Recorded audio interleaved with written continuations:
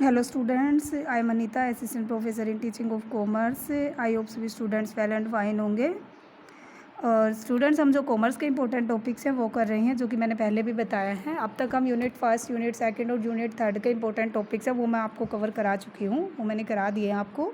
अगर किसी स्टूडेंट्स ने मेरी वो वीडियोज़ नहीं देखी है तो प्लीज़ उन वीडियोज़ को देखिए और अपने नोट्स बनाइए। आज से मैं अपनी फोर्थ यूनिट है वो स्टार्ट कर रही हूँ कि फोर्थ यूनिट में कौन कौन से इंपॉर्टेंट टॉपिक्स हैं वो मैं आपको कराऊँगी। तो चलिए स्टार्ट करते हैं।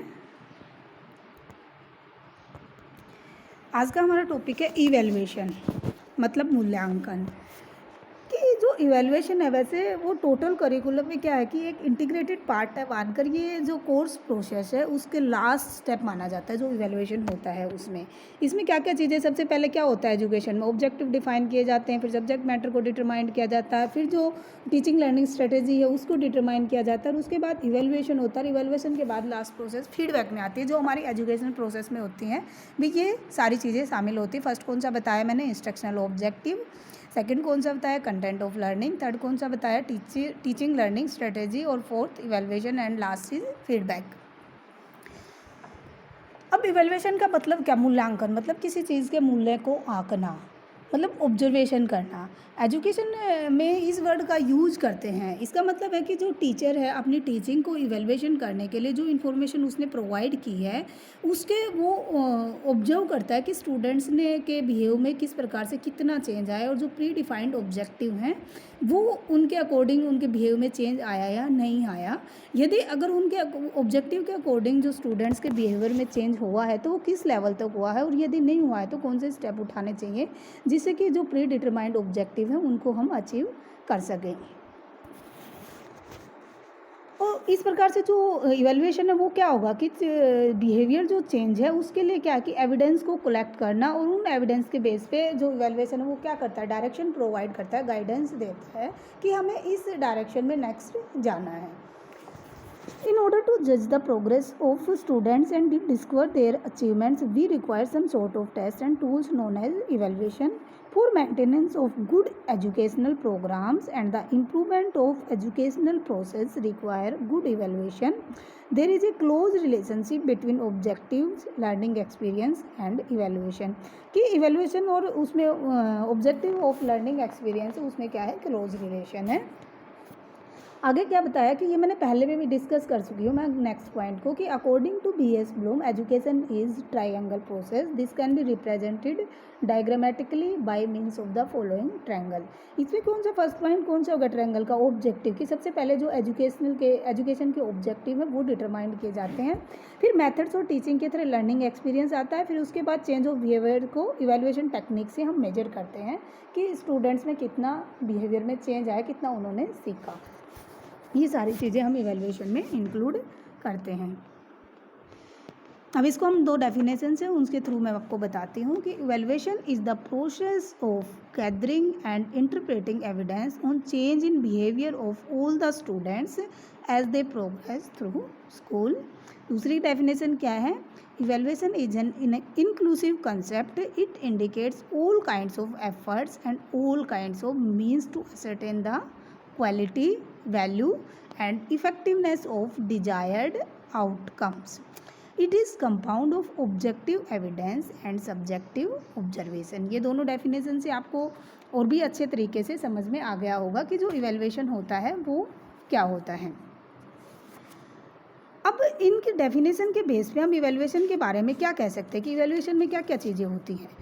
क्या बोल सकते हैं कि evaluation is an integral part of teaching, evaluation is a continuous process, या फिर evaluation indicates an inter relationship among instructional objective, teaching process and evaluation devices, and it indicates different techniques which help in testing or judging the behaviour of the students. मतलब हिरा फिरा के वही बात आ जाती है कि जो स्टूडेंट्स के बिहेवियर में चेंज कितना आया उसको मेजर करने के लिए जो इवैल्यूएशन की टेक्निक्स होती है उनका यूज किया जाता है। अब आगे एलिमेंट्स ऑफ इवैल्यूएशन, इवैल्यूएशन के एलिमेंट्स में क्या क्या चीज़ें इंक्लूड होती है। फर्स्ट कौन सा हो गया, अप्रेजल। अप्रेजल में क्या होता है कि जो स्टूडेंट्स की क्वालिटीज़ होती है, इंटरेस्ट होता है, एटीट्यूड होता है, अंडरस्टैंडिंग होती है, उसको मेजर किया जाता है, उसको इवैल्यूएट किया जाता है, और ये one of the main element in evaluation measure किया करने का है। नेक्स्ट कौन सा हो गया एग्जामिनेशन। एग्जामिनेशन में क्या होता है कि स्टूडेंट्स की परफॉर्मेंस को जानने के लिए जो स्कूल एग्ज़ाम कंडक्ट करता है वो एग्जामिनेशन होता है। उनके थ्रू जो स्टूडेंट्स की परफॉर्मेंस है वो मापी जाती है। अब ये डिफरेंट स्टेज पर डिफरेंट होता है एक साल के अंदर। नेक्स्ट कौन सा हो गया मेजरमेंट। मेजरमेंट में क्या है कि मेजरमेंट किससे रिलेट करता है कि डाटा को कलेक्ट करने के लिए। फॉर एग्जांपल स्टूडेंट्स ने को स्कोर्स दिया एग्जामिनेशन में, कौन सा स्कोर है वो स्टूडेंट्स को दिया जाएगा। It involves assigning a score on a given task performed by the learner. It is called as a best way to evaluation. Next कौन सा हो गया टेस्टिंग। टेस्टिंग वो कौन सा होता है कि डिफरेंट स्टेट लेवल के जो एग्जाम होते हैं, जो टेस्ट होते हैं, वो टेस्टिंग में इंक्लूड होते हैं। Testing procedure are useful source to compare educational programmes with the state of students knowledge, motivation activities and their behaviour. So testing help in modification of teaching. Next कौन सा हो गया असेसमेंट। असेसमेंट में क्या है कि it includes in grading, examining, certifying etcetera. For example क्या होगा कि student achievement on a particular course की, एक पार्टिकुलर कोर्स में स्टूडेंट्स की अचीवमेंट है वो क्या है वो इसमें इंक्लूड की जाती है। It is concern with assessing the extent to which the objective of the programmes have been met. तो ये मैंने एलिमेंट्स के बारे में बताया कि किन किन एलिमेंट्स को एवेल्युएशन में यूज किया जाता है।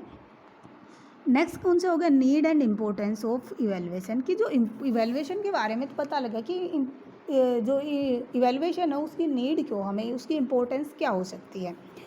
फर्स्ट क्या पॉइंट है इसमें, help in clarifying objectives.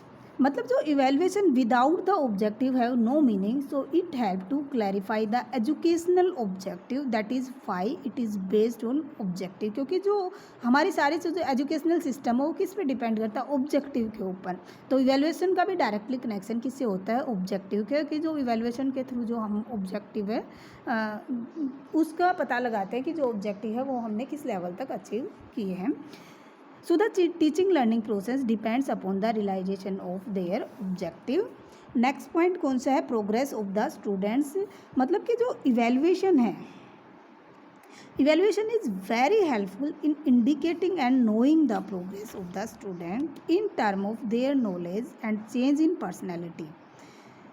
When teacher will have knowledge about every student, it will help him in choosing the methodology of teaching accordingly. क्योंकि स्टूडेंट्स के बारे में टीचर को तब तक पता नहीं होगा जब तक वो जो पर्टिकुलर मेथड्स वगैरह कि किस मेथड्स के थ्रू स्टूडेंट्स को टीचिंग करना है, कि स्टूडेंट्स का ये माइंड ऑफ लेवल है और ये मेथड्स है वो स्टूडेंट्स के माइंड ऑफ लेवल के अकॉर्डिंग बिल्कुल सूटेबल होगा।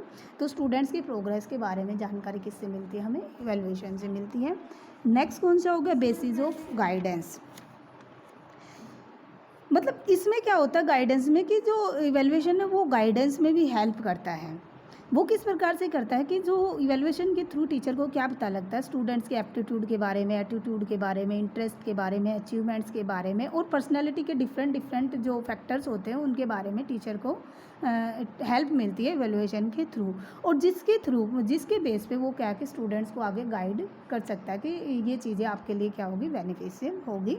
नेक्स्ट कौन सा होगा helpful in classification of students. It helps a teacher to know the ability of the pupils and on the basis he can classify the students according to their achievement in different tests and help in classifying the student। कि students के classification में जो evaluation है वो भी help करता है। Next कौन सा हो गया बेसिस ऑफ एडमिशन। इसके बारे में तो एक्सप्लेन करने की मेरे हिसाब से मेरे को कोई ज़रूरत नहीं है, क्योंकि आपको भी पता है कि जो इवेल्युएशन है उसके थ्रू स्टूडेंट्स की अचीवमेंट का पता लगता है, तो उसी अचीवमेंट के बेस पे आगे उसको एडमिशन मिलता है। नेक्स्ट कौन सा हो गया basis of planning of education. इसमें क्या कि जो इवेल्युएशन की हेल्प से जो टीचर है वो क्या डिसीजन ले सकता है कि जो हमने सब्जेक्ट के ऑब्जेक्टिव है उसको किस लिमिट तक अचीव किया है, और इसके जो हमारी एजुकेशनल सिस्टम है उसके प्लानिंग का जो कंस्ट्रक्शन करने में जो कौन हेल्प करता है, इवेल्युएशन हेल्प करता है कि हमें अगर एजुकेशनल हमारा सिस्टम है वो उसमें किसी प्रकार के चेंजमेंट की ज़रूरत है, वो चेंजमेंट कहाँ पे किया जाना चाहिए। नेक्स्ट कौन सा होगा हेल्पफुल इन प्रोवाइडिंग इंसेंटिव्स। इसमें क्या होता है कि जो एजुकेशनल एवेलुएशन से क्या है कि जो स्टूडेंट्स हैं उनको क्या होता है, मोटिवेशन मिलता है। बिकॉज स्टूडेंट्स के सामने अब आप बीएड कर रहे हैं तो बीएड में आपको क्या होता है कि मेरे को इतने % मार्क्स लेने हैं, तो उस मार्क्स को लेने के लिए आप मोटिवेट रहोगे। और उन अगर आपको वो मार्क्स आपने मान लो 75% का टारगेट फिक्स किया कि 75% है वो मार्क्स मुझे बीएड में लेने ही लेने हैं, और आपने ये 75% मार्क्स ले लिए, तो आगे आप और भी ज़्यादा मेहनत करने के लिए मोटिवेट होगे। नेक्स्ट कौन सा होगा, helpful in testing the efficiency of the teacher. जो इवेलुएशन के थ्रू जो टीचर की एफिशिएंसी है उसमें भी हेल्प मिलती है कि टीचर एफिशिएंसी को पता लगा सकता है कि जो उसने टीचिंग मेथड, जो उसने टीचिंग टेक्निक्स है वो कितनी इफेक्टिव रही, उसका क्या है कि इवेलुएट किया जा सकता है इवेलुएशन के थ्रू। नेक्स्ट कौन सा पॉइंट होगा, हेल्पफुल इन अवॉर्डिंग स्कॉलरशिप की डिफरेंट स्टेट लेवल पर, डिस्ट्रिक्ट लेवल पर जो स्कॉलरशिप दी जाती है उनको, उनमें भी जो इवेलुएशन है वो हेल्पफुल करता है, क्योंकि जो स्कॉलरशिप होती है वो हायर स्टूडेंट्स को दी जाती है, टॉप स्टूडेंट्स होते हैं उनको दी जाती है, और टॉप स्टूडेंट्स का पता किससे चलता है, इवेलुएशन से पता चलता है।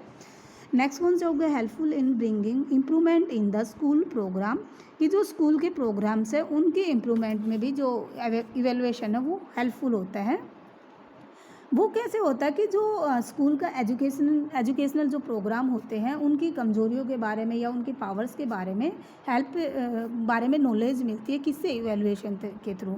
और इसी के बेस पे जो स्कूल्स होते हैं अपने जो डिफरेंट प्रोग्राम्स होते हैं उनका कंपैरिजन भी कर सकते हैं, और इसी कंपैरिजन के बेस पे जो स्कूल की कार्य प्रणाली है, जो स्कूल का जो वर्किंग सिस्टम है उसमें वो अगर किसी प्रकार के सुधार की ज़रूरत है तो वो सुधार करने में जो इवैल्यूएशन है वो हेल्प करता है। नेक्स्ट कौन सा होगा, promotion of better learning. Promotion of better learning, इसमें क्या होता है कि generally today people study only for the purpose of clearing the exam, so students memorise facts and reproduced them at the time of examination. किस जो students होते हैं वो केवल एग्जाम के टाइम पे पढ़ते हैं सिर्फ पास होने के लिए, लेकिन आजकल जो इवेलुएशन है वो थोड़ा सा ब्रॉड हो गया है, कॉम्प्रिहेंसिव हो गया है। But now evaluation signifies a wider, more comprehensive and continuous process of assessing the progress of students with the help of different devices। Next कौन सा होगा, it leads to curriculum change. इसमें क्या होता है कि evaluation which is based on educational objective demands similar change in the curriculum from which some content area are dropped and which new course of subject are added. कि curriculum evaluation से हमें क्या मिलता है, एजुकेशनल ऑब्जेक्टिव के बारे में पता चलता है, या फिर किसी प्रकार के चेंजमेंट के बारे में करिकुलम में चेंज करने की ज़रूरत है तो उसका पता लगता है कि कौन से जो एरियाज है वो करिकुलम से हमें हटा देने चाहिए और कौन से न्यू एरियाज़ को हमने इसमें इंक्लूड करना चाहिए। So evaluation leads to desirable change in the curriculum. अब आगे करैक्टरिस्टिक्स की जो इवेल्युएशन है उसमें कौन कौन सी करैक्टरिस्टिक्स है वो होनी चाहिए। According to most of the psychologists and educationists, the following are essential criteria for satisfactory evaluation। First point कौन सा है, वैलिडिटी। मतलब कि any good test should measure what it claims to measure और शुड बी वैलिड, कि वो valid है या नहीं उसके बारे में वो चीज़ें शामिल होनी चाहिए इवेल्युएशन में। नेक्स्ट कौन सा है, reliability. Reliability means the consistency of the test. A good test is one that is reliable. It gives some rating to a candidate even if he examined by different examiners even at different times। मतलब अगर students ने जो exam दिया है उसके different examiners है वो भी चेक करें तो उसका रिजल्ट है वो एक ही होना चाहिए, ये नहीं कि अलग अलग एग्जामिनर्स के थ्रू उसका रिजल्ट है वो अलग अलग आए। तो उसमें क्या है कि जो इवेल्युएशन है वो क्या होना चाहिए, रिलायबल होना चाहिए। नेक्स्ट कौन सी है, objectivity. A test can be considered objective if the sharing of the list is not affected in any way by the examiner's personal judgment, so it should be objective। Next point कौन सा होगा, comprehensiveness। By comprehensiveness of a test we mean that it covers the whole course content and the question are uniformly disturbed to cover the course content, कि मतलब उसमें कॉम्प्रिहेंस सारे topic से सारे contents को इंक्लूड होना चाहिए इवेल्युएशन में। नेक्स्ट कौन सा है, प्रैक्टिकेबिलिटी। ये तो है कि जब तक वो चीज़ प्रैक्टिकल नहीं होगी उस चीज़ का कोई यूजफुल नहीं होता। If it can be easily administered and is acceptable to average examiners while preparing such test, the time and cost of administration should be taken into consideration. Next कौन सा होगा, interpretability. A test can be considered as interpretable if its scores can be used and interpreted in term of a common base having natural meaning. Next कौन सा हो गया, easy to administer. इसमें क्या होता है कि एक good test should be easy to administer, should define provision be made for collection and preparation of test material. It should give simple clear and precise instructions. तो ये क्या चीज़ें हैं कि ये करैक्टरिस्टिक्स है इवैल्यूएशन की, कौन कौन सी करैक्टरिस्टिक्स है वो इंक्लूड होनी चाहिए. कई बार क्या होता है कि इवैल्यूएशन के ऑब्जेक्टिव के बारे में भी एग्जामिनर पूछ सकता है, तो उसमें कंफ्यूज नहीं होना है कि ऑब्जेक्टिव होते हैं वो इवैल्यूएशन के कौन कौन से होते हैं. ऑब्जेक्टिव बिल्कुल से मतलब ये जो पॉइंट मैंने आपको बताए हैं कि इसमें जो इम्पोर्टेंस में उसी से निकल के आते हैं कि ऑब्जेक्टिव में फॉर एग्जांपल मैं बता देती हूँ कि फर्स्ट पॉइंट लगा लो कि to identify aspects of the course in which revision are desired during the course implementation. कि हमें ये पता लगता है कि स्टूडेंट्स के यहाँ पे कमजोरी है, इस टॉपिक को रिवाइज कराने की ज़रूरत है. तो रिवीजन के टॉपिक्स है उनका इवैल्यूएशन से के थ्रू पता ऑब्जेक्टिव होना चाहिए कि जो डिफ़िकल्ट टॉपिक्स है उनका रिवीजन हो, ये ऑब्जेक्टिव में होना चाहिए. To improve upon the skill of learning in students and to identify students need and levels, to improve reading comprehension in students, to bring improvement in instructional strategy. मतलब वही सारे पॉइंट्स हैं जो ऑब्जेक्टिव्स में include होते हैं. So students, stay safe and keep learning.